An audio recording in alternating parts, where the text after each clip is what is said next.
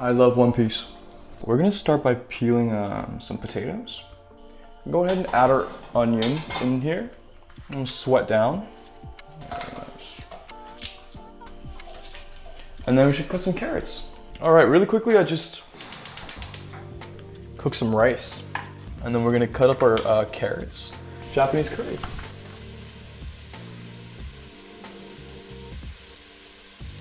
All right, so carrots go in. A little more. We're gonna cut up the potatoes too. So maybe about a chunk like that big. Go ahead and add in the rest of the potatoes. I'm crying a bunch from the freaking onions, man. Got in there, give it a stir. So now we're gonna add some water into the mix. It never hurts to follow some instructions, you know.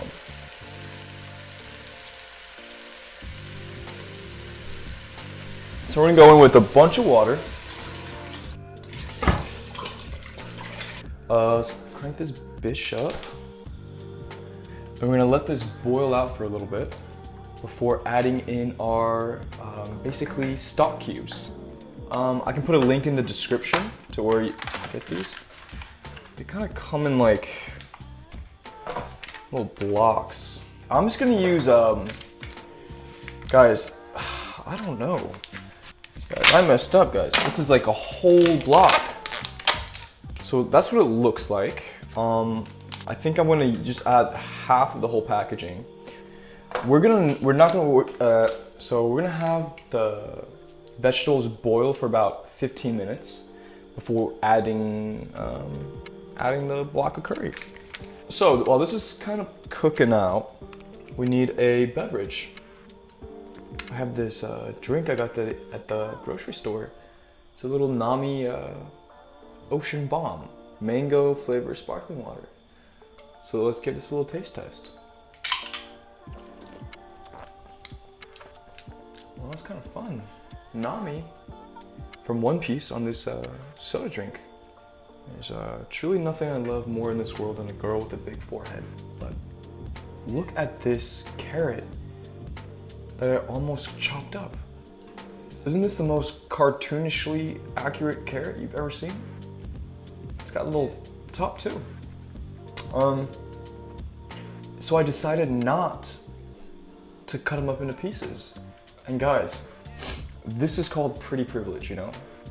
You're so beautiful and picturesque that you can avoid imminent death by boiling. So I don't know what I'm gonna do with this carrot yet, but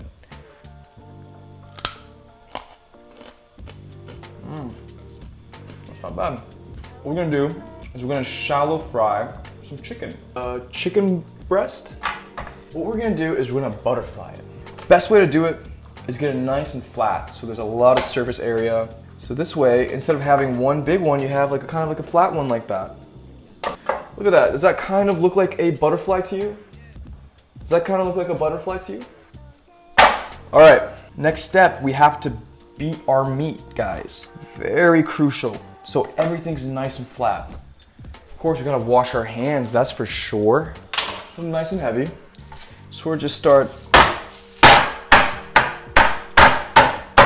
You can get rid of some of your excess rage that is pent up during the week. You can think of that girl who ghosted you. Obviously, this is not a metaphor for hitting women, of course. Please don't get me wrong. But you can also think of the driver who cut you off. Or your boss who's, you know, just fucking yelling at you for no fucking reason. Or your high school bully, you know? If you're in high school and someone's bullying you, you can just imagine this is their fucking face. Nice and tenderized. We're gonna fry it. All right, so we have our classic 3 dish setup. A little bit of flour, 2 eggs for the middle one. That we're gonna whisk up a little bit. Panko breadcrumbs. Now this is what I would say is necessary for this recipe, some panko, because it's what gives it its signature crispy texture. And while we do this, we can actually, I believe, we can heat up some oil. Starting off, we're gonna season this flour real quick. So just with a little bit of salt. But I think I'm out of pepper almost. Nice, and pat it down in this flour. You've probably seen this a million times if you watch cooking videos. Make sure it's nice and coated. And then dust it off a little bit, give it a little spank. And then into the egg. The egg wash, a quick dip. Just like so. And let it kind of drip off a little bit into the panko. Like so. We're gonna lay it flat down. Grab it around. Just gonna pour it on a little bit more. Press that in there. And then now we have a perfect chicken cutlet to fry. Look at that panko crusted chicken cutlet. Dust it off, and then let me show you what it looks like when I drop it in the oil. And if there's little bubbles around the chopstick, that it's ready. Careful to lay it away from you. Like so. Get there all the way there. Back a little bit. There you go.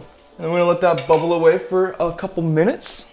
So while we got the chicken frying, I'm gonna go ahead and add this block of curry powder into the vegetables. Oh, it's already kind of coming together. It looks like, how's that look? Pretty good? Pretty good.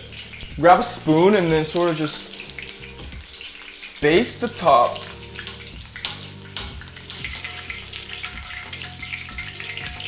Look at that. So we have one beautiful golden crispy, look at that crispy Katsu chicken. I don't have a drying rack, so I'm gonna use two alternating. We're gonna go ahead and throw some salt on that over the top because there's not that much salt in there. I have our bowl of rice here. So with clean hands, of course, grab our chicken katsu, cut into this. Hear this crispy cracking sound, all right?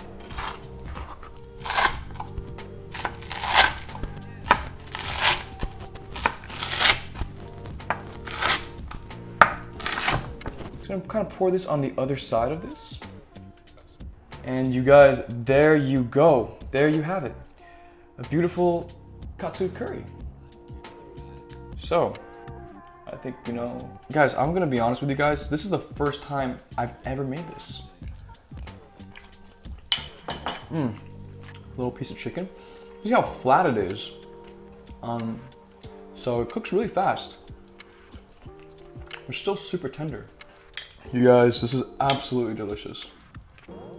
You guys, I really hope you guys enjoy it. Super, I wouldn't say simple, but was it really that hard? From a scale of 1 to 10, was I effortless in that endeavor of making this dish? I think so. It wasn't too bad. The one piece is real.